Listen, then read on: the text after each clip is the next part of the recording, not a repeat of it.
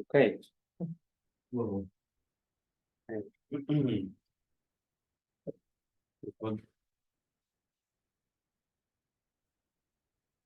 And so this week we are happy to have Sahand as our speaker, and for once it's a whiteboard talk. So Sahand graduated in Stony Brook, where he worked with Zuhar University. Now he's a postdoc at Princeton, where he works with Nati Zyberg, and he's gonna tell us some very exciting things about how zero-form symmetry can turn into one-form symmetry at low energies. Yes. Okay. Hello, everyone. Thank you for the introduction, and also thank you for inviting me to give a talk. It's a pleasure. So this is a work in progress with Nati Zyberg. So because of that, I decided to give a whiteboard blackboard talk. And so it's going to be some, I hope that it's going to be more interactive talk, so please interrupt me if something was not clear. So we'll talk about applications of generalized symmetries in gauge theories. So in the first part, I will try to just give a background and review of higher form symmetries so that we make sure we're on the same page. So please ask questions if something is not clear. And then in the second talk, I will talk about this phenomenon of symmetry transmutation, and I will explain what does it mean. Okay, so now let me just start from higher form symmetries, the definition of higher form symmetries. Okay, so to discuss generalized symmetries, let me just review ordinary symmetries from a point of view that is generalizable to a higher form symmetries. And let me start with just Noether's theorem. So we know that if we have a continuous symmetry, there's always a Noether, a conserved current associated to it because of the Noether theorem. So for instance, if you have a U1 symmetry, you know, it's one-to-one correspondence to having some conserved current. Right, and more importantly, we could define a symmetry operator, right? So we could define a U of alpha on space, some unitary alpha correspond E to the I alpha, you know, integrating J0 over the whole space, right? So this is dx d minus 1. This is a unitary symmetry operator that implements the action of the symmetry. This is the charge. But the whole idea of generalized symmetries is that we could not only define a symmetry operator which acts on the space, but we could define a symmetry operator that acts on any codimension 1 manifold in space-time. So what we could define U of alpha for any sigma and write it again into the I alpha of J, where J is some something that is basically a differential form. So you could just write it in terms of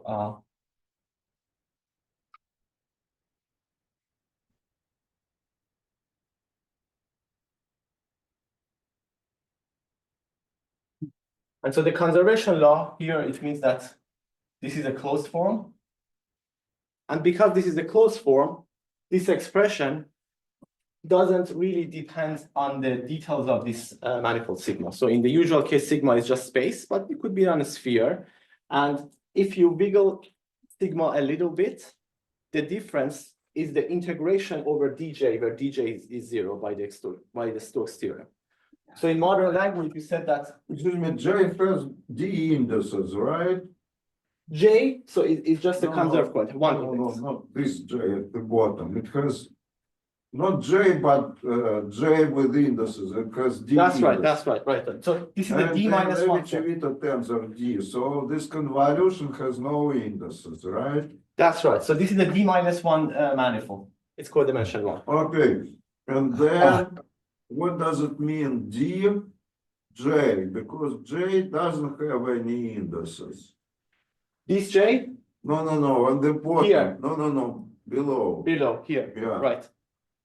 J doesn't have any indices. When you speak of dj, what does it mean D? What kind of derivative? Oh, it's just the usual derivative. It's just J mu dx mu. That's what dj is. It's just exterior derivative. It would be a top form is 0. Okay. But I just want to write it in this form. I mean, maybe I don't have to use this form, but But let me also ask, look, there is some, no, maybe minor point, but still, what you're talking about, it implies that it's a local theory. Because, you know, kind of U1 symmetry could be defined even from non-local case, right?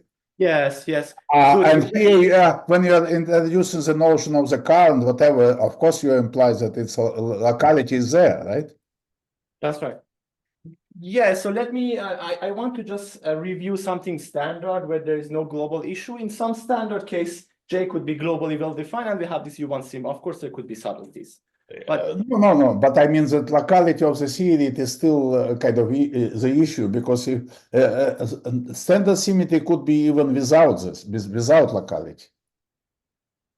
So you could have a theory where there is no definition of local current, right? But you still have global symmetry, right? Okay, yeah, but let me in this talk just focus on when we have locality to be on the. Yeah, no, I don't mind. I'm just trying to mention that it is assumed. Right. Okay, thanks. Any other issue? Okay. Very good. So yeah, so okay, what does this mean? It means that we could insert this this operator. In modern language, this is called a topological operator. We could insert it inside correlation function. So, you know, let me just use this picture, assume that I ignore this dimension, this transfer dimension. So I just insert this U of alpha of sigma. And let's say I have some local operator insertion. For example, I have O of X. And the idea is that if you deform this, the correlation function don't change because it will change by this D of J. But if you cross an operator insertion, you act with the symmetry on the operator. So if I deform it a little bit, the only difference is that now O becomes O prime of X. And this is the action of the symmetry, the action of the U1 symmetry. For example, if this has charge 1, you get the factor of e to the I alpha. Okay, anyway, I'm just re-expressing the usual symmetries in terms of these operators. So in modern language, we could say this is a topological operator because the dependence on sigma is topological. All right?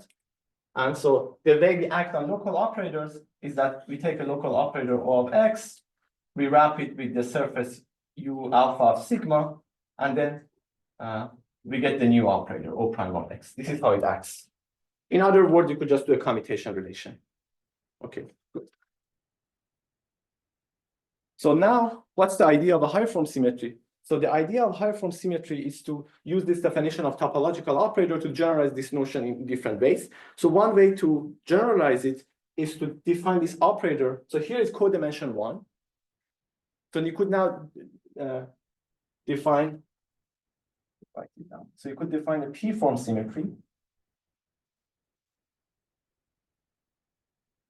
by a codimension P plus 1 topological operator. So P equals 0 is just the ordinary symmetries. So this acts on local operator.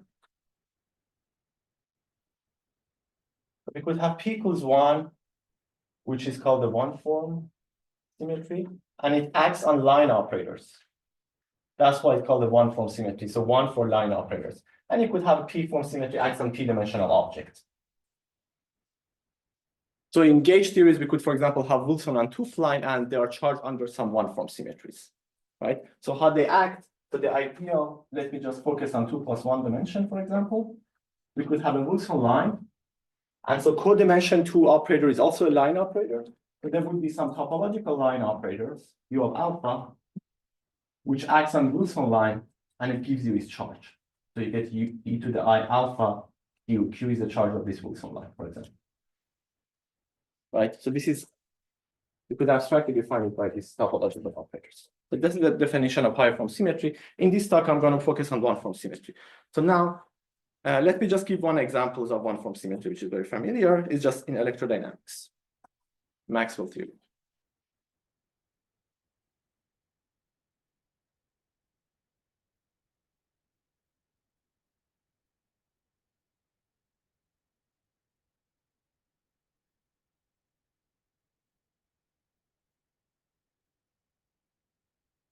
So if we have just Maxwell theory, the idea is that we could define the corresponding topological operator.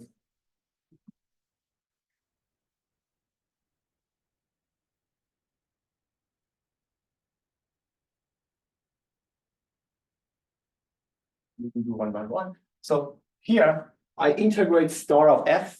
So f is just the curvature, is dA, A is the gauge field, and d star f is 0 because of equations of motion. Okay, so because of that, this is some topological operator, and this is called the U1 electric symmetry, which acts on the Wilson line. So this is an electric U1 one-form symmetry. So I use this notation, U1 one-form symmetry electric. And you could also have a magnetic version of it where you just integrate f. And here f is 0 because of Bianchi identity. And this gives you a magnetic symmetry. So again, the idea is that if you have a Wilson line, you act with the electric guy on it. And then you get e to the I alpha because the fundamental Wilson line has charge 1, but we also have a toothed line. And this measure is magnetic charge. If it's toothed line of charge 1, if it's charge n, you get some n. Okay. So now let me mention something that the thing that we learned in undergraduate about conservation of electromagnetism is actually not an ordinary symmetry, but it's a one-form symmetry. The reason is because how do we measure the electric charge in lab, right? So we have some material, we have a box with some electric charge inside it. So we imagine a sphere of radius r and we apply Gauss law. We measure the electric field on a sphere, we integrate it out and we figure out what is the electric charge is inside of it. That's basically, we are just doing this. We are just computing this guy. So the usual electromagnetic charges is actually a one-form symmetry. We could also have magnetic symmetry. Okay, so it sounds generalized symmetry is bizarre, but this is just the usual electromagnetism because the zero form symmetry is gauge, so it's not a symmetry, and we only have a higher form symmetry. And the thing that we measure is charges is only a macroscopic particle. No, but when you're applying just global symmetry, not one form, it's still electric charge, right? You know, just so I mean that it's the same electric charge which enters kind of global symmetry and your one form symmetry, right? It's not a different charge. Yeah, in this case, they are related, but there could be the examples that you don't have any gauge field and still you have a one-form symmetry. So in this case, always there is a so if you have a gauge theory where you don't have any matter field charge under it, then you could get a one-form symmetry. But this could be more general than just gauge theories. Mm-hmm. But in this case, yeah, they're related. Thank you. Okay, very good. So now let me also. No question? Okay, now let me also discuss non-abelian gauge theory for another preparation.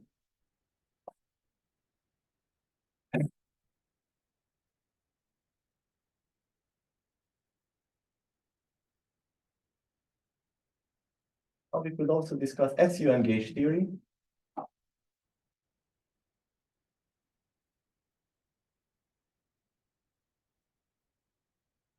So in SUN gauge theory, the claim is that in any gauge theory, so if there is no matter field,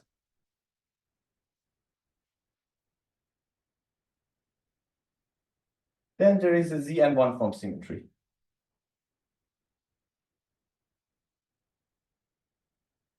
So the idea is that if you want to measure the charge of something, so because there is dynamical gluons, you cannot measure a charge, a representation of SUN. So the charge is screened because of the adjoint representation. So you could only measure the charge modulo the adjoint representation, which is basically the anality of that representation. So if you have a Wilson line in some representation, you could measure its charge by wrapping some two sphere around it, some electric charge. And this gives you e to the I 2 pi over n times the charge of this representation, which is basically the number of Young tableau in that representation. That's called anality of that representation. Excuse me, the number of what? So for a representation R, we write the Young tableau. We count the number of boxes. Okay. Modulo n. For adjoint, it's trivial, So we could only measure this Zn charges. And now, so this gives us some interesting characterization of different phases of gauge theories. So, we could have confinement or deconfinement. We could express them in terms of the language of the one-form symmetry. So we could say confinement, the deconfinement corresponds to spontaneous symmetry breaking of this one-form symmetry. Capital M. And this means that the Zn one-form symmetry is preserved. Isn't it the same as the Polyakov line or something like that? It's similar. So what we know in confinement, I just want to do a large but contractible Wilson loop. Because to measure the potential, right? We create a pair of charged particle, and we know that this is area law. Yes. This is perimeter law. So what does it mean? So if we have area law, it means that in the deep infrared, we get some exponential of the area, so that line disappears. But if we have a perimeter law, the Wilson line does not appear. And it's charged under the one-form symmetry. Yes. So it serves as an order parameter for this symmetry. That's why it says spontaneously broken. Okay. So this is a nice characterization of confinement and deconfinement just in terms of global symmetry. And we know this is tricky because, for example, if we have fundamental matter field, then there might not be any distinction. Because, for example, there is a works of Franklin and Schenker on lattice gauge theories that we know that if you have fundamental matter field, Higgs and confinement phases, they are related continuously. But in those cases, there is no global symmetry. But once you have a global symmetry, you could have a clear, rigorous distinction between the two. But if you have, say, a joint matter, for example, Okay, that's okay. that's okay. Yeah. But then you still can have spontaneous breaking, right, with the joint. That's right. It's possible. So maybe let me clarify. If there is no matter field that transforms in a non-trivial representation with non-trivial anality. So no matter field with QR, R is for a representation which is not 0 mod n. Mhm. So adjoint is fine because it doesn't screen the fundamental charge. So it's only, let's say, fundamental representation breaks this Yes, right. That's right. Or let's say 2-index antisymmetric representation. That's right. If it's 2 in the yes. It might But- present a subgroup of it. But let's say that we introduce this kind of a joint which gives a mass, say, for the gluon, right? Besides, say, for example, neutral gluon, right? So you can have something like George Glashow model of this type. I do not think that it is confining model, right? If you break spontaneously. Given a mass to part of this gluonic field. I'm not claiming that if you don't add it or add it is confinement or deconfinement. I'm just claiming that there is a clear distinction between the two. Yeah, no, I agree, but still it could be both cases, right? Confinement or deconfinement. Yeah, both cases could be possible indeed. Yeah, I see. All right. Okay. So any question about this thing? Okay, let me finally also mention some other things that, for usual continuous symmetry, if we have spontaneously breaking of a continuous symmetry, we have usually the Goldstone boson. So you could ask, is there such a thing? And, there is also a nice statement that you could say in 3+1 dimension, photon is basically some kind of a non-Goldstone bosons for the spontaneous breaking of the electric one-form symmetry.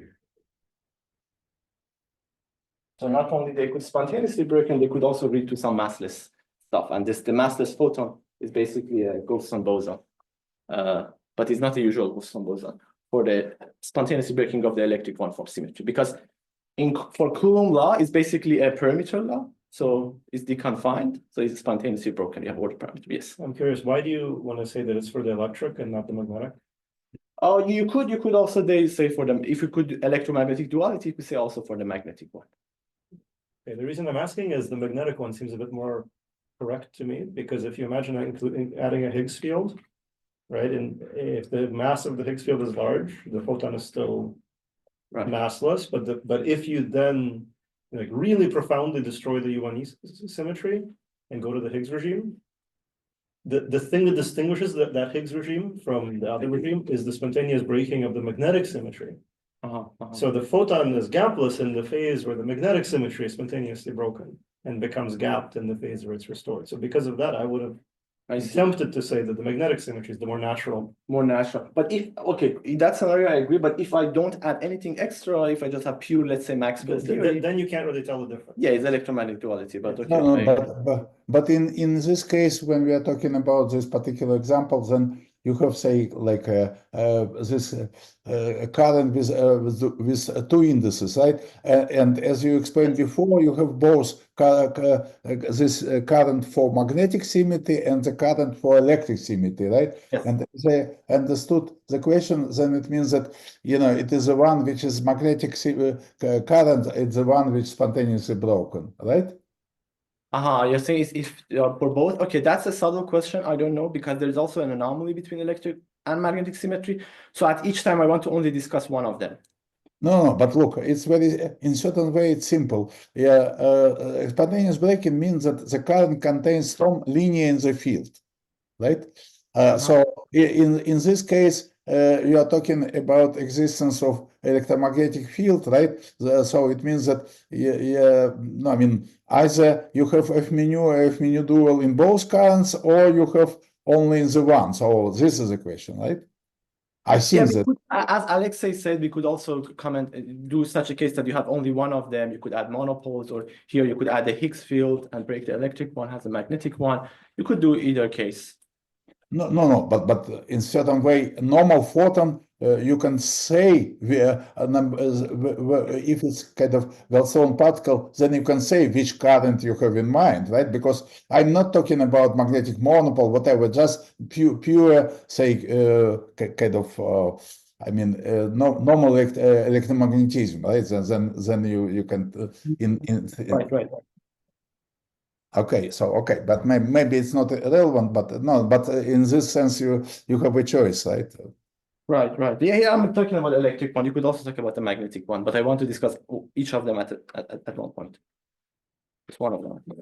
Okay. Sorry, in what way does the photon then share any normal non-Goldstone boson properties?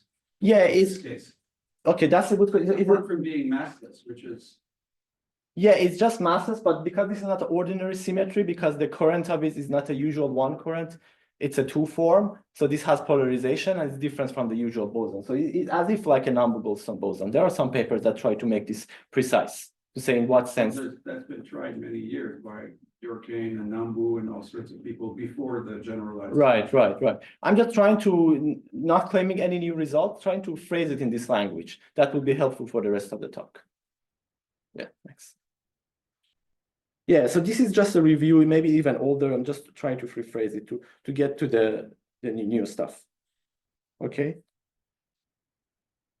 Okay, very good. So I wanted to talk about some other application, but in the view of time, maybe like I just would jump to the new stuff. Right.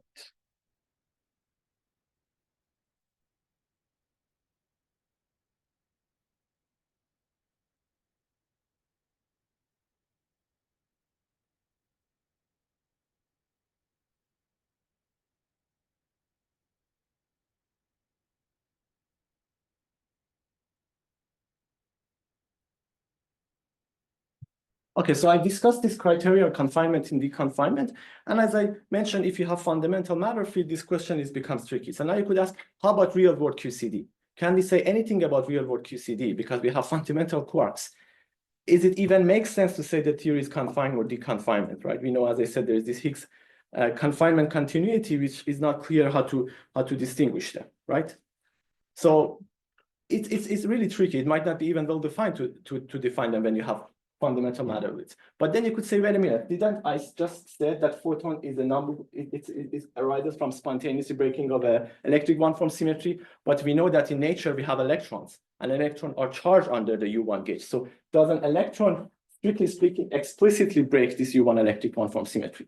So the idea is that although in the high energy, we don't have an exact one-form symmetry, but there is an emergent one-form symmetry in the infrared. and is an approximate one-form symmetry. So how do I see that? So and this is a very That's what you are saying. Let's go in there, just below the electron exactly, mass. exactly. Then we're back to the Maxwell theory, and of course it has both electric and magnetic. Exactly, precisely. So no question. Yeah, so when we go below the mass scale of the electron, we integrate them out and it's fine. But we get an emergent one-form symmetry. I want to emphasize that this symmetry is approximate. How do we know it's approximate? It's some well-known fact, right? If we just measure the electric charge, we know that if we go to small distances, there is a screening. Yeah. It's called known as in textbook is vacuum polarization. And so this electric charge that we conserve is an approximate conservation of electric charge. It's not exact. However, in this case, the violation is very mild. It's only exponential. So we are very good, if we are at distances which are much larger or larger than the 1 over the mass of the electron, the violation of this one-form symmetry is exponential and we don't care about them. Why is the exponential not power-like? So there is this U-healing potential. I'm just talking about if you look at the Coulomb potential, exactly. So you get a correction which is exponential is e to the minus Okay, mr. the potential. Exponential in the coordinate space. Okay. But No, Yes, of course. it's that's exponential. polarization. Momentum space. No. It's exponential in alpha, but it's not exponential in momenta. In momenta, it's the power. Yeah, that's Yeah, what yeah, I yeah, meant. that's normal. Yeah. Yes. Okay. Okay, very good. So in this case, it's okay. The violation is only exponential. But as pointed out in a very nice paper by Theo and Alexei, this might not be, and this is indeed not the case always. So when this emergent or approximate one-form symmetry is spontaneously broken, it's robust to talk about it. But if this symmetry is not spontaneously broken, so this violation might be very bad. So this emergent symmetry might be badly violated. For example, in real QCD. So the question is that, is there a notion of confinement or not confinement in the real QCD? So what I want to talk about today is something that is better than emergent one-form symmetry. So I want to get a one-form symmetry in the infrared, which is not in the UV, but instead of being approximate, I want to have it exact. Okay, and this is the topic of symmetry transmutation.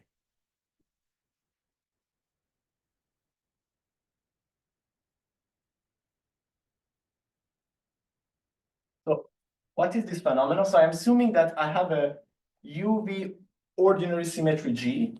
Let me call it G0 or zero form symmetry. This is some ordinary zero form symmetry. Could be flavor symmetry, isospin symmetry, anything in the high energies.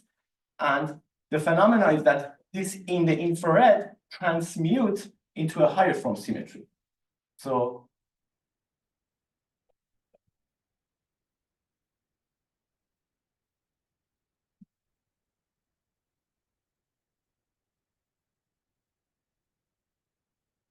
I want to discuss a phenomena that ordinary symmetry in the infrared becomes a higher form symmetry. And I'm using, we're using this word transmute. And I should defend that this word is precise, because if you look at the dictionary, the word transmute is to change or alter in form, appearance, or nature, especially to a higher form.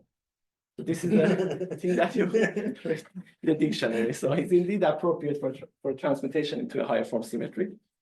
So we didn't change the definition of dictionary, it's just there. Okay. It becomes higher form in the UV or In the IR. in the. So imagine in the UV, just ordinary symmetry, but in the infrared becomes a higher form symmetry. So you could ask how this could happen. And I want to argue that this is an exact symmetry as long as you preserve the GUV. You could say how this could happen. Let me first give you a But I'm not sure that you can call it a transformation of the symmetry, because it means that the theory in infrared could have this indeed a higher form symmetry, but it's not a transformation of the symmetry. Just the theory has a global symmetry as this p equals 0, 0 and p equal 1 symmetry, and it is just a feature of the theory. It's not transformation of the symmetry. Okay, let me give you an example, and if after the example you're not convinced, please ask again. I will discuss very concrete examples of that in CP1 model, for example. Yeah, let's go to examples. Yes, good. Okay. Just before the example, let me just mention one thing that I wanted to say. I forgot.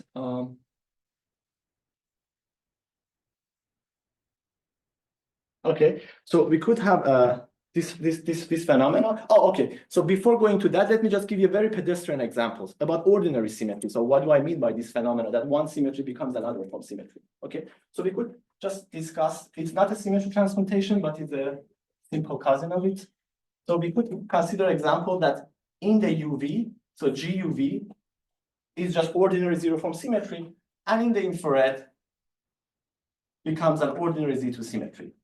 So how could this happen? For example, we could have a scalar field theory. So we have a scalar phi of charge 1 mod 4 for this Z4 symmetry, and we could have another scalar chi of charge 2 mod 4. Right? So if we give mass to the scalar phi and we integrate out phi, then we are only left with chi, but chi has only a Z2 charge. So the Z4 becomes a Z2 because Z2 subgroup of it acts trivially and we take a quotient. But what I want to emphasize is that this Z2 is not a Z2 subgroup of the GUV, is only a quotient of it. So basically there is no Z2 transformation. So how the symmetry acts? So the symmetry sends phi to I phi and says chi to minus chi.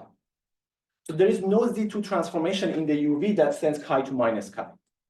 It's only in the infrared. So the Z2 subgroup of this Z4 acts trivially on phi. But in the infrared, since the Z2 subgroup acts trivially, this Z4 acts as a Z2 symmetry. Okay, so this is a very simple, is this example clear? Or? You should write a Lagrangian to guarantee. Okay, I could. Because there should be coupling between. That's right, phi that's and right, chi. exactly. So let me do this coupling. Right, for example, I could write this coupling. Okay. And then I could give a very large mass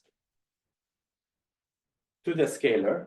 And you could integrate out the scalar, and there is a Z2 symmetry. So in the UV, this is only a Z4 symmetry that acts, but in the IR becomes a Z2 symmetry. So this Z2 symmetry is not a subgroup, but so this becomes that symmetry. So I want to say this phenomena is a cousin of this phenomena. So what is going to happen is that our zero form symmetry in the IR is going to act trivially on all the local operators. However, effectively, it acts on line operators and becomes a one form symmetry, as I will discuss now in example. Okay, any question about the idea?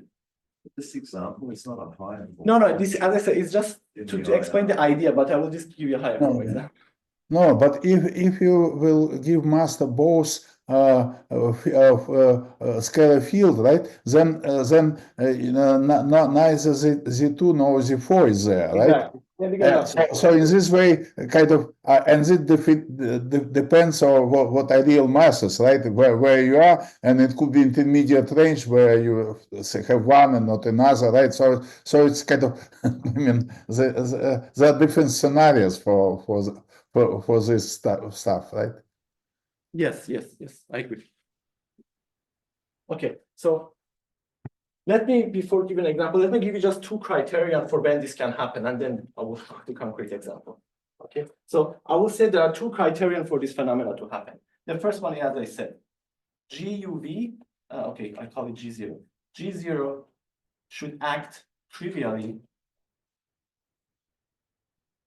on local operators of the infrared in IR. So the second property is that there should be some matter field. So some matter field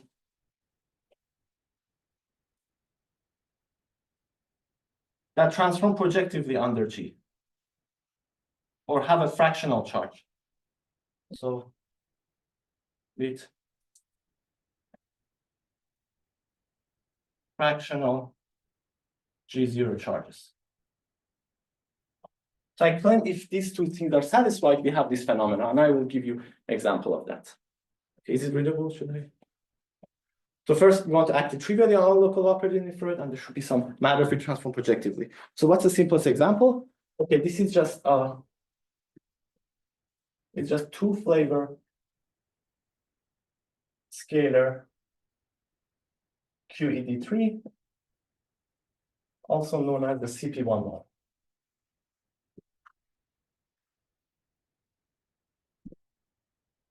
Okay.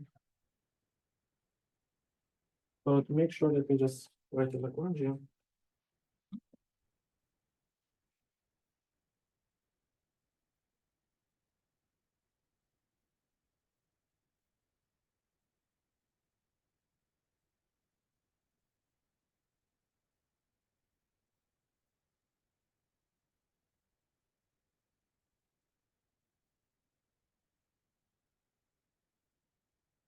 It's in the model in 3 In dimensions. 3 dimension, that's right. 2 plus 1.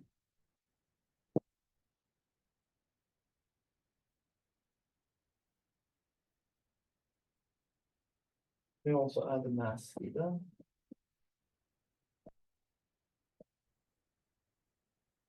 F is the A is the gauge field. Okay, so we have U1 gauge theory, and we have two complex scalar field of charge 1, and I just give them mass.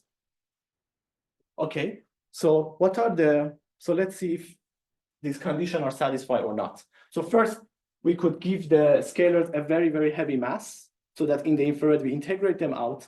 And so this model has some flavor symmetry that I will discuss in a moment that would trivially act in the infrared. Let's discuss the other criteria. So scalar, so they transform under a doublet of U2, right? So U2 consists of U1 electromagnetism and some kind of a SU2 flavor group.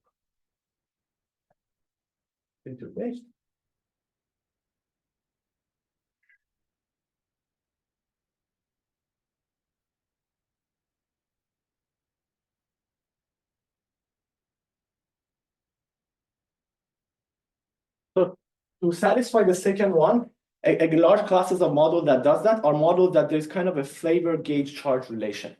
So in this case, the scalar transforms under U1 and SU2 flavor, but the Z2 subgroup of these two acts trivially on the matter fields. So it means that the global symmetry of the system is not SU2, but is only SO3. Right? So you have to take this group U2 and quotient it by the U1 that we gauge. So the global symmetry is SO3. This is just to say that there is no gauge invariant operator that transforms under SU2. Although the matter field transform under SU2, but the gauge invariant operators, they all transform under SO3 symmetry. So the true global symmetry of the system is SO3. Is this thing going to be realized with matching of anomalies then? I'm going to also talk about matching of anomalies of this symmetry with that symmetry. So that's another reason why it should be exact. Is that why you need fractional charges? Because you won't match the cubic anomaly? So I also have an example where there's no anomaly, but so the fractional charges is what makes this symmetry to be faithful in the infrared. So I will discuss what's the relation between the fractional charges. I will explain. But first of all, this will satisfy that. But in your examples here, there is no anomaly, right? Sorry? There is no anomaly in this case, right? In this case, there is actually an anomaly. I will discuss another example at the end of the talk. Anomaly. But in this case, I will discuss the anomalies. But let me first explain this model slowly. Okay. Okay. So what has a fractional charge? The thing is that the matter field, the scalar fields, transform under SU2, which has a fractional SO3 charge. But they are not strictly speaking gauge invariant. So that satisfies that. So the claim is that the SO3, because of that, transmutes into a Z2 one-form symmetry in the infrared, which is exact.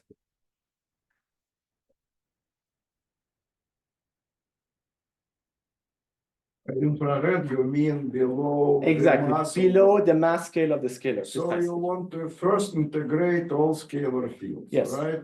Then what remains is just the electric field. Well, F menu. Exactly, let's discuss that. Right. Okay. So in the IR, we just have pure U1 gauge theory, which is dual to just a complex scalar.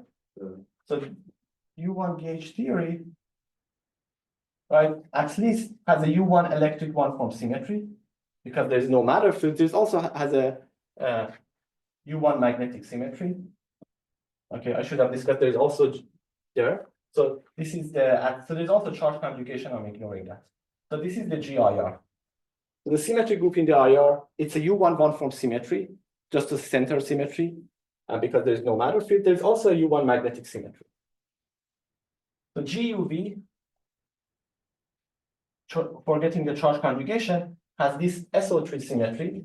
It also has a U1 magnetic symmetry. So what's a U1 magnetic symmetry? It's just basically generated by F, similar to what I discussed before.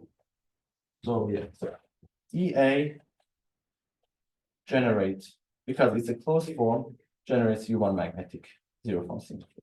Anyway, it's not very important.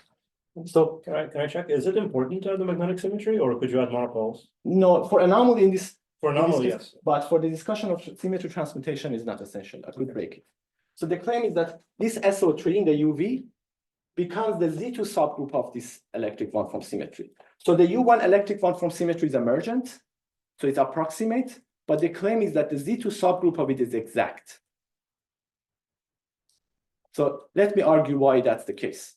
So how do we measure this electric charge? We could put some probe particle like a Wilson line in the UV, right? And if you have a bunch of Wilson line, if it were ordinary one from symmetry, we use the Gauss law to measure this electric charge, and it's going to be approximate. However, when we insert the Wilson line, the defect Hilbert space transforms in a projective representation of SO3. And that's an exact statement.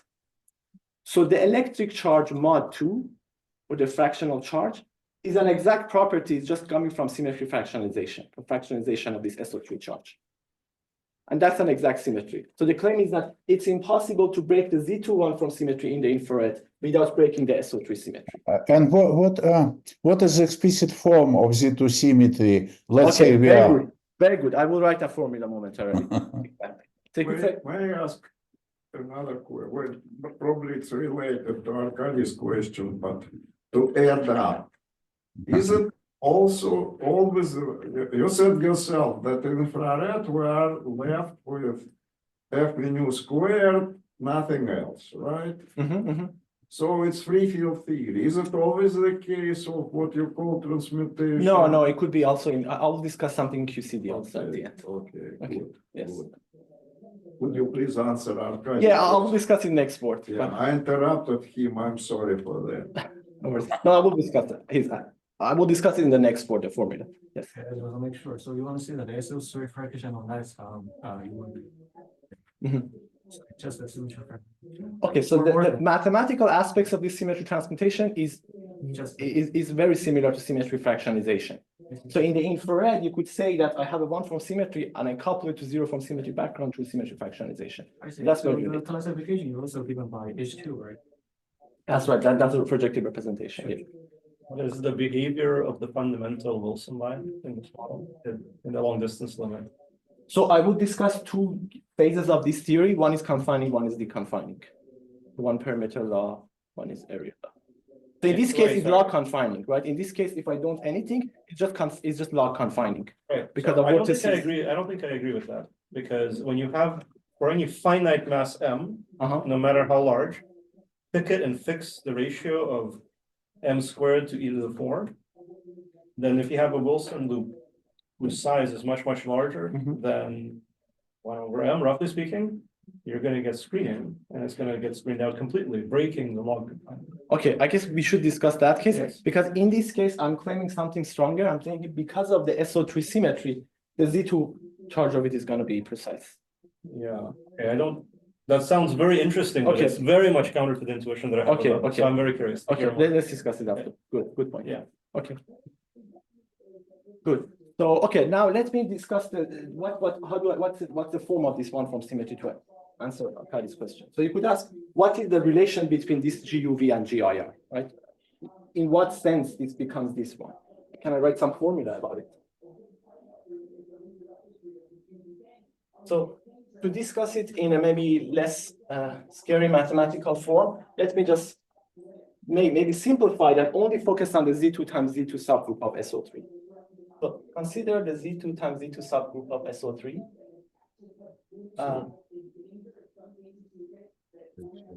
So if this Wilson line transform projectively under SO3, there is also a Z2 times Z2 subgroup of it that they are transformed projectively under Z2 times Z2 symmetry of. subgroup of SO3. These are basically maybe pi rotation around X and pi rotation around Y. In SU2, they anti-commute. So any spin and half representation also transform projectively under these two. So now let me in the UV, because there are symmetry, let me couple this Z2 symmetry into background gauge field. So I will call them A1 and A2. So these are one form Z2 background gauge field.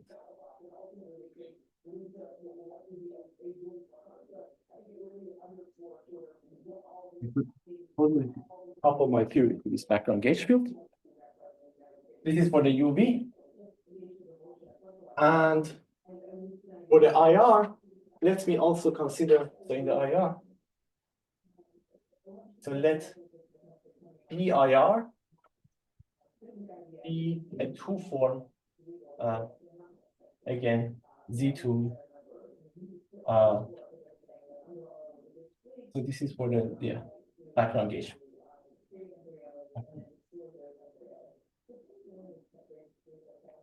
So here is a zero form, so its gauge field is a one form.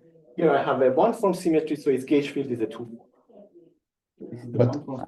But this two form B could be just F mu. This B couples to F mu nu.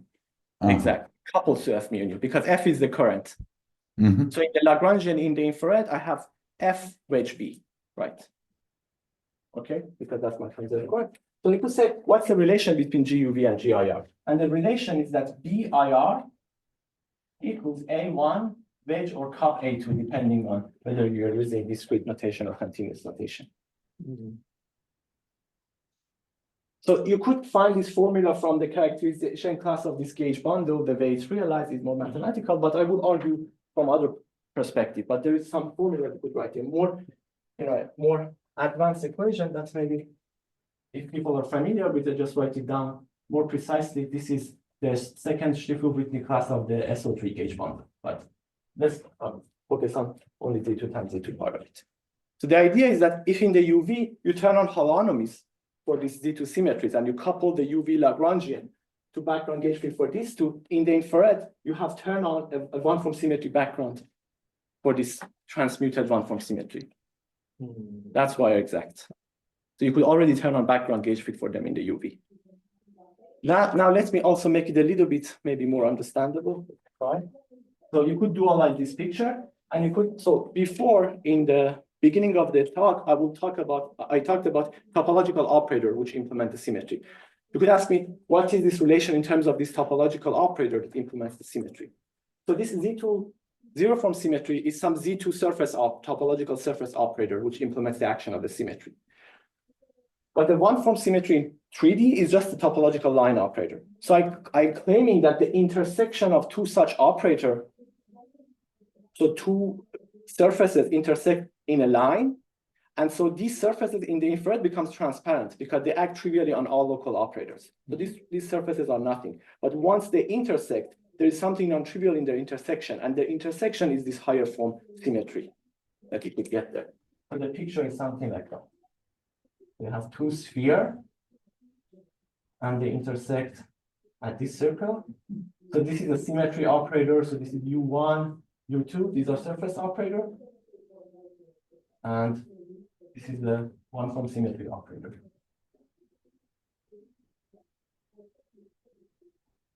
Excuse me, may I ask, okay, just to simplify my picture of what you are telling us about. So you have shown that there is some a new symmetry which emerged in the infrared, which was not there at the UV. That's right. That's right. So what kind of, usually any symmetry implies certain predictions. You have only the photon in the infrared. What it means that this additional symmetry with regards to the photon which remained in the infrared. Okay. What kind of new prediction you can make from this symmetry? Good. I could mention a couple of them, but let me first mention one thing. Okay.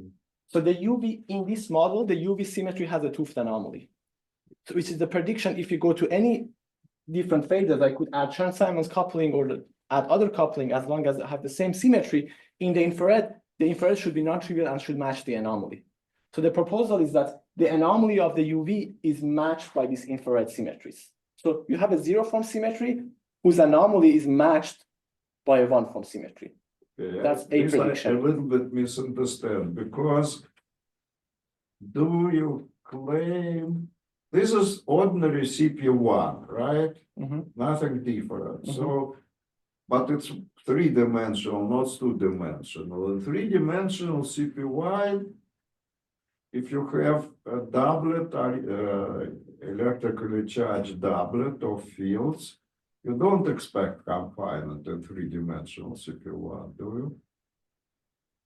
So it's kind of a log confinement. So it's like a Yeah, well, yeah, it's Yeah. not a no, yeah, Yeah, it's not a if the linear. confinement is there, because the Coulomb Yeah, force, just for the vortices, Coulomb we have- potential still grows, but very weak. yeah. So it's not a usual Yes, confinement. that's right. That's right. I will discuss some 4D examples quickly. Yeah, but just Sure, to sure. understand, Uh-huh, okay, uh-huh. okay, you have logarithmic confinement, it's pretty obvious. Now you say you integrated out the matter fields.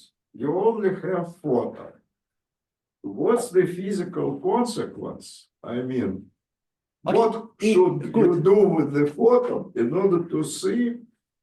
First of all, it's very hard to say, because how do you measure if it is you have to introduce some probe fields additional to do measurements with this photon, like Wilson lines or whatever. Right, these are this coupling that I could already do in the UV to Yes. probe it.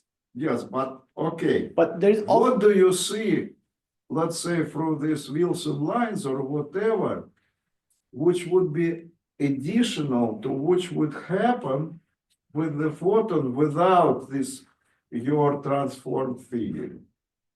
So- If I write just out of my mind in three dimensions, F mu, F Yeah, mu, yeah.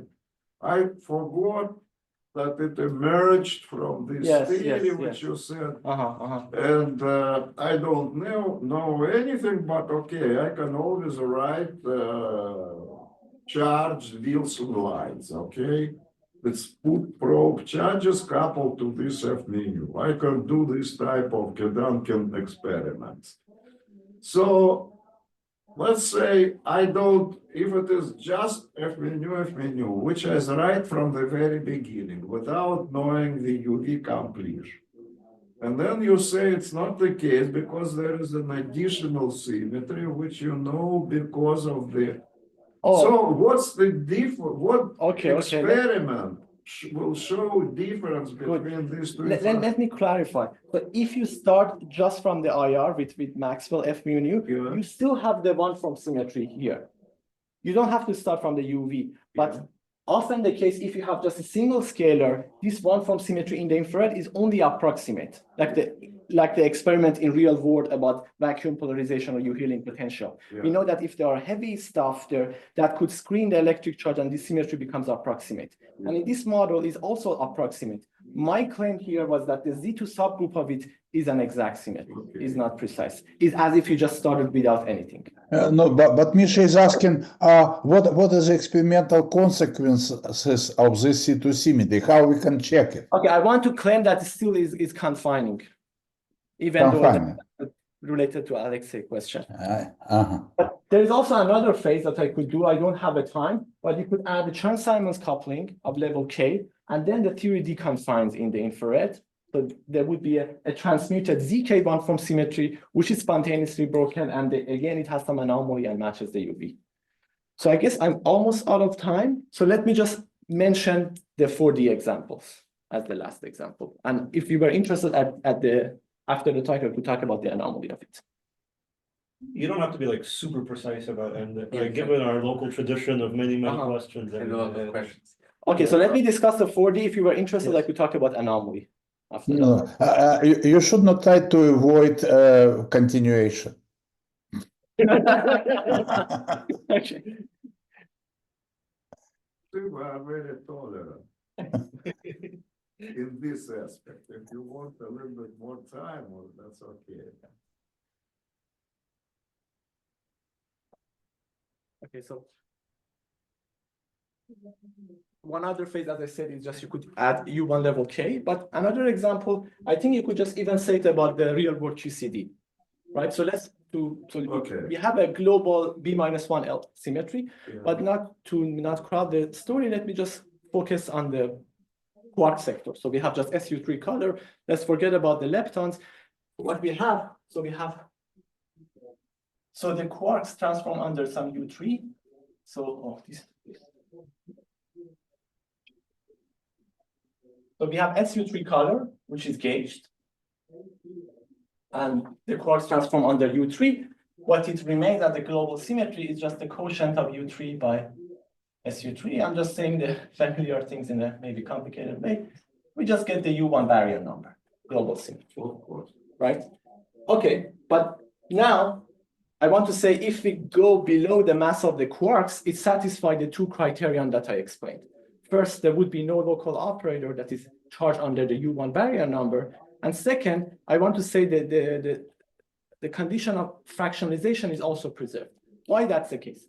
So all gauge invariant operator have integer baryon number charges. So I'm normalizing U1 baryon such that the baryons have charged integer charges. But the quarks, which are not gauge invariant, have fractional U1 baryon charge. So they have a charge 1/3. Mm-hmm. In other words, the fundamental Wilson line for the SU3 color, at the end of it, it transforms projectively under U1 baryon number. Mm-hmm. So what's the statement? You could say that if you go to the infrared, you integrate out the quarks, you have an emergent or approximate Z3 one-form symmetry for SU3 color, which would be approximate. I want to say, no, it's transmuted from the U1 baryon number and therefore is exact. Why I'm saying that? I want to say, make again some experiment, and we have some probe Wilson line somewhere. And if the number of this Wilson line, the fundamental representation, or in other words, the number of quarks is not multiple of 3, this Hilbert space of the theory transforms projectively under U1 baryon number. This is some exact statement because U1 baryon number is some exact symmetry that I don't want to violate during the RG. Okay, what does it mean? We know that in the infrared, this theory with heavy quarks become pure Young-Mills. Right. What does it mean is that It doesn't even know about the, well, it knows in a sense, right? yeah, but I want Because in pure, no, it doesn't. How does it know about quarks if they are totally integrated out?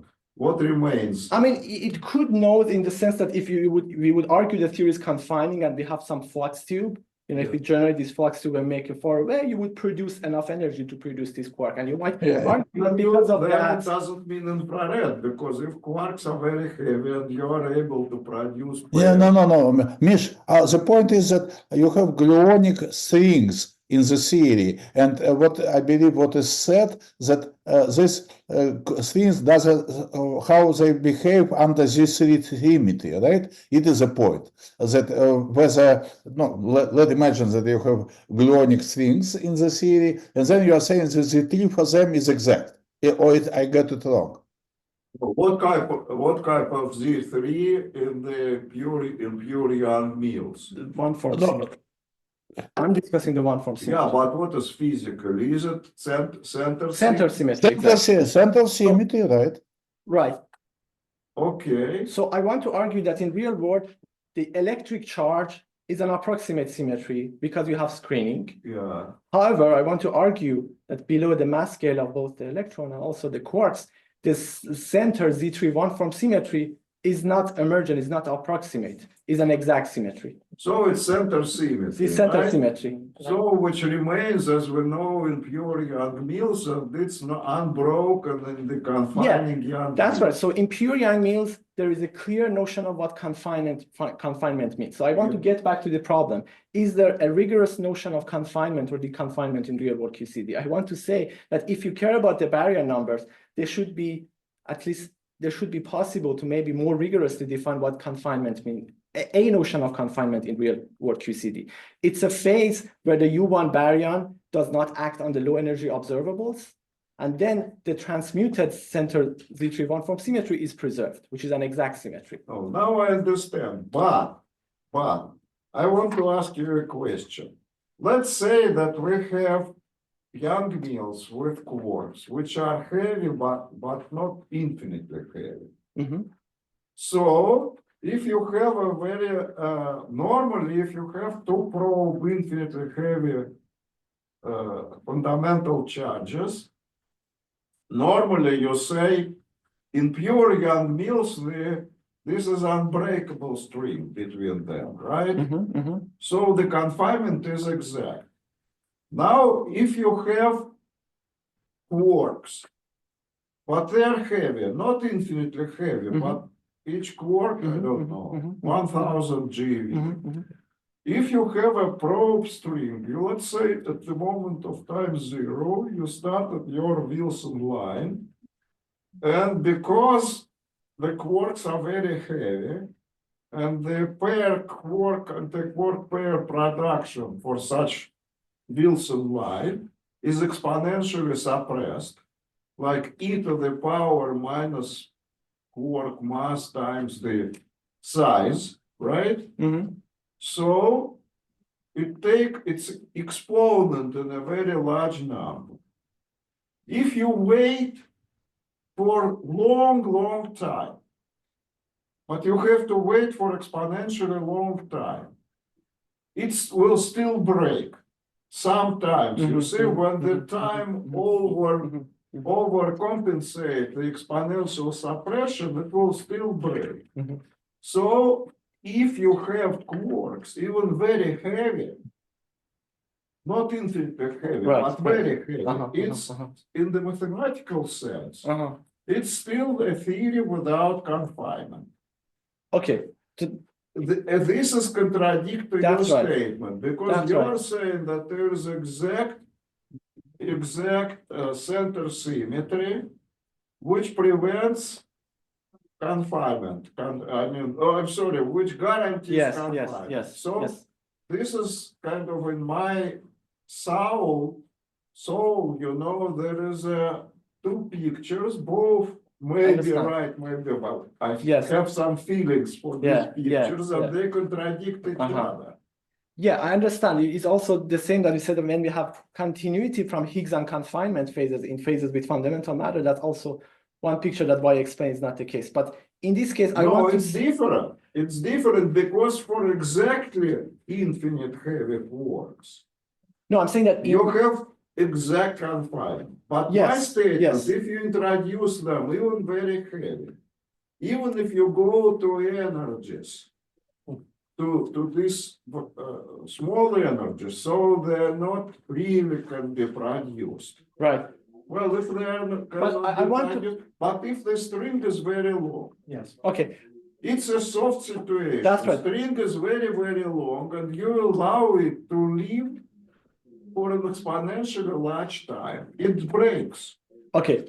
That's very interesting, and that's exactly why I'm saying this is something non-trivial. So I want to argue, I don't have yet the mechanism why this is happening, but I want to argue because of this new ingredient here, which is the U1 baryon number.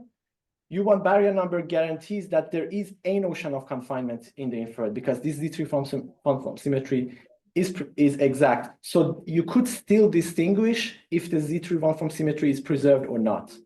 It's broken. Yeah, maybe you can distinguish, but for all practical purposes, it is no if the string can break, how can it be confined? Maybe he can tell us, how do you distinguish? Because that's the question. That's the question you're asking. Yeah. How do you just make this determination? So, okay, as I said, okay, I don't have the full results, like experimentally how you would do that or something like that. But mathematically, the claim is that what I can do, I could turn on a background gauge field for the one from symmetry already using the UV degrees of freedom. So the map that I wrote here, there is a similar map that I could write here. So that would be, I have a U1 symmetry there. I could turn on a magnetic flux for this U1 barrier. And you could, from this extension, you could write a formula which tells you that dA, so A, let's A be the background gauge field for the U1 barrier number. So this one becomes, okay, this is a little bit fancy, but becomes modular B. What is known as the, it's some characteristic class of the PSU3 bundle. So, okay, in short, this is basically a one-form symmetry background gauge field for the center symmetry. So if you have pure Yang-Mills, pure FQ3 Yang-Mills, if you want to turn on one-form symmetry background for it, it's just this guy. So this is just equal to that. So maybe I shouldn't just written that. And what does it act on? Okay, it acts on the Wilson line. So let me state this criteria. So first, you could turn on Chern class or magnetic flux for the U1 barrier, and because of this relation, you have turned on it. So the prediction is that the partition function should be insensitive to this Chern number mod 3. So the prediction is that if you do all sorts of things in the infrared, this should be unbroken. This shouldn't depend on that. So at this point, it's something mathematical. I should say I don't have the. See, the confusing. I don't think that's the answer to my question. Yeah, this is what bothers me. Okay, I am perfectly happy to believe that you can define a reasonable topological operator in this way. The thing, But it's the only Yes. point I'm making is That it's it's an not exact. approximate. It's not exact. I'm even happy with that. That's a beautiful observation. Okay. Yeah, but- it's very interesting conversation. But we need to stop. Okay, I'll shut up. I'll shut up. Okay. Turning into discussion. Okay. No, I'm happy. We Okay. could discuss it afterwards. Yeah, let's I mean, take Yeah, that. yeah, No, but my Okay, understanding. I'll try not to be as long-winded. I don't think charged operators exist. I think the symmetry acts trivially. That's my inclination. Yeah, I agree, but I want Okay. to say that's a notion of confinement that it could be well defined. That you could still Maybe. distinguish two phases from each other. Yeah, no, but my impression is that in this way you're implying that you, if you allow certain probes, which are probes, which are, as you said, kind of sensitive to baryonic charge, whatever, then you can differentiate the cases. So it means that you can introduce certain operators which are kind of remnant of this B or whatever, which will allow you to make it more explicit what you said. Maybe it's a question. It's not a statement. Okay, okay. At this point, let me just to be safe. I'm just arguing that there is an exact one-form symmetry. Yeah. Could it say this is a suggestive that there is a notion of confinement that you could still distinguish it from some other Mhm. phase.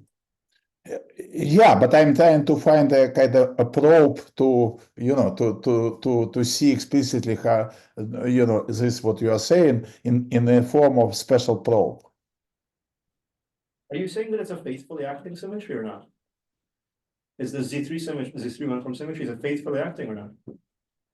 I mean, the thing, the definition of faithfulness is really become tricky. So, because we know that if you want to say area law, it in the deep infrared, there wouldn't be any act on it because faithful symmetry would be exactly in contradiction to confinement. That's right. But then there is still some flux too. And okay, let me just say that there is an exact symmetry which is not preserved. Let me just say it in these terms. My prediction is that there is an exact Z3 one-form symmetry in the low energy. It's not an approximate symmetry. Can you? Okay, you might say it's not physics, it's philology.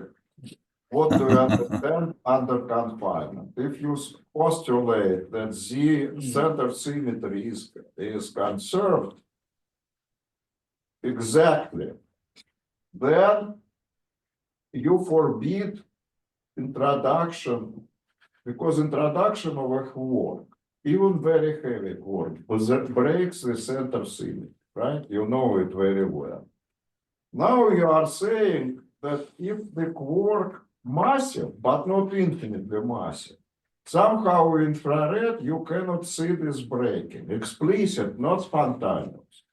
I claim that it's wrong because you can see with exponentially weak signal. You have to wait for the breaking of the string to occur exponentially large time. The time will grow as e to the power m quark divided by lambda. If m quark is 1,000 times larger than lambda, you will need to wait e to the power 1,000 times. Yeah. Maybe you say it's already in practice, it's already because, okay, our universe may live less if your quark is very heavy, less than that time.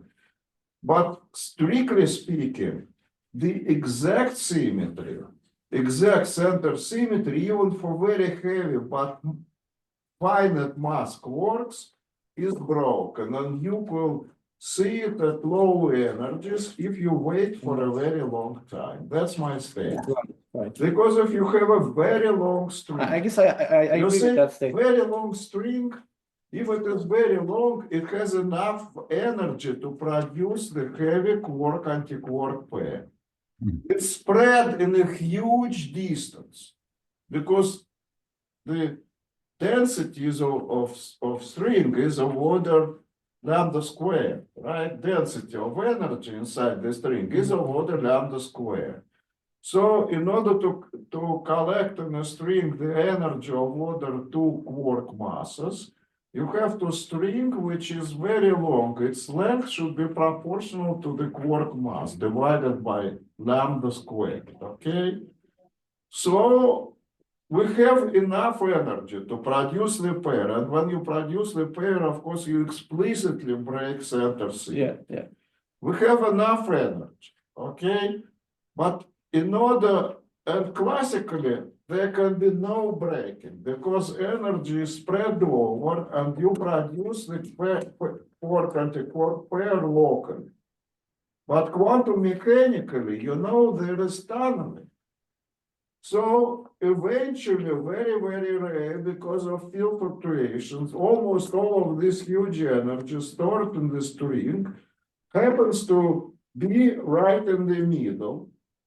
It's very, very rare event, exponentially rare event, but in quantum mechanics it can happen. And when it's all in the middle, the pair produced. Period. At the moment it produced, you break center symmetry explicitly. I was thinking about this issue for many, many years. You see, that's because if you introduce heavy quark, and we discussed it with Alex some number of years ago. If you introduce heavy quark with a mass much larger than lambda, that's the ratio of m over lambda is a new parameter. And when you speak about area law or perimeter law, this not so, I mean, this area or perimeter law require reservation. Because unless you need a huge, exponentially huge Wilson line in both dimensions, in order for area law, I understand. for small lines, it's still area law, right? Understand. Because nothing breaks. But if you have a huge, exponentially huge contour, then there is perimeter law occurs. So there is a transition domain, which is neither area nor perimeter, which also lasts exponentially long time. And usually people don't speak about it. Right. And your case is like simplified description, because you forget about exponentially small effects. So let me say, my impression answer to your question, I understand this. I'm claiming that in the sense of the baryon symmetry, there is still a phase distinction in terms of symmetry characterization. Yeah. You could, in the usual sense, we have your UV symmetry, you could have two different phases. But I admit that I cannot answer your question though. Okay. Let me think about try to. Okay. And I also don't have a convincing. Could you please email to me when you need to Princeton? No, but my impression is Show your answer Yeah. to me. I'll be in Princeton to talk to you. I'll, by the way, Yeah, I'll in be there to November, talk. I will be in Princeton. Yeah, next week. At this conference. Yes. no. Let me continue because my impression is from what you said. Maybe I got it wrong, but look, I believe that. Remember, you mentioned example where you have two overlapping integration and saying that there is a circle which in your other example when you had this two different. And in this way, my understanding might be, again, not sure about that, but my understanding is that in this case, when you are saying that this symmetry due to baryon jackpot exact, then it implies a special type of probe associated with example like you said before. And in this sense, this is a special special probe would be applicable even in case when these gluonic strings are decaying. So it still would be differentiation between, say, like a kind of integer baryonic charge and non-integer baryonic charge. So in this way, it could be a little bit more subtle than just a difference between confinement and non-confinement. So you see, so Z symmetry could be lost. I agree, but this Z symmetry, in your sense, this one form symmetry could be still there. That is because central symmetry, you see, it's a question again, but you see that it could be notion because normally you apply that central symmetry and this one form symmetry is the same, right? Could it be that here it is a little bit more subtle? Yeah, I agree. Definitely is more subtle than the than the other case. But yeah, I mean, one other aspect that why I'm claiming it is exact is that because in the UV you could have some Tuft anomaly for the UV symmetry, which is some precise statement about the UV, and the anomaly what is matched by this transmuted one from symmetry. Some approximate symmetry, it would be impossible to match the anomaly. Yeah, that's another reason for that. This is the different from emergent one from symmetry. Even though it acts trivially in the infrared, in the CP, so in this model, it doesn't have an anomaly. But the CP1 example, there is an anomaly that I didn't write down. Because of the anomaly, this symmetry should be kind of non-trivial, even though it acts trivially in the confining phase on line operators. Because one is confinement without a string. It's a trivial confinement because a photon, it doesn't make a string, which then may break or may not. The photon and 2 + 1, the Coulomb interaction energy grows logarithmically. Unlike linear growth, which forms a string, logarithmic growth doesn't form a string. Okay, So that's a good point. These are totally different situations. I believe, okay, I have to. One thing that one could check is to cook up some model in 4 dimension for U1. Okay, some confining exact solvable model with an anomaly. Okay, that's the thing that I haven't done. But I agree, from that aspect, these are different. Okay. I think we should try to converge. Yeah, to just the a end. quick question. Yeah, very quick question. So in my understanding, so any phase translation you can see from your Z3 symmetry can also be seen by turning on just a U1 baryon symmetry. By turning on what? U1 baryon symmetry. In the UV. I mean, or some intermediate scale. I didn't understand the question. Can you? Okay, so let's just consider this QCD theory. Okay, so we have a scale for baryon. Let's call it M. Okay, so you see that if we take M to infinity, we can turn on this Z3 background gauge field. Right, through that formula. You just in the UV, you turn on U1 background gauge field, and it. Yeah, I just want to say that anything you can see from the IR discussion about Z3 can also be seen by just turn on U1 background. Not everything, but some of the things you could do. So it could be that there are some more general backgrounds that you cannot turn on using the UV, but some of them you could. Yeah, I mean, do you see more things in IR compared to UV or less things? So it usually could be that some symmetries in the infrared, there are more coupling that you could do in the IR that you cannot do in the UV. So okay. So you mean perhaps there could be some emergent anomaly, for example, in some cases. Okay. I will ask you later. Yeah, sure. Yeah, I guess basically done. Thank you for the. Okay. Thank you. I also will be in Princeton, so you should be afraid. And a lot of questions. Yeah. Let's take it again. And who's interested in going for dinner? We'll leave around 6-ish. 4:30 maybe. Okay, so please let me know if you're interested. I'll write details on slide. Cool.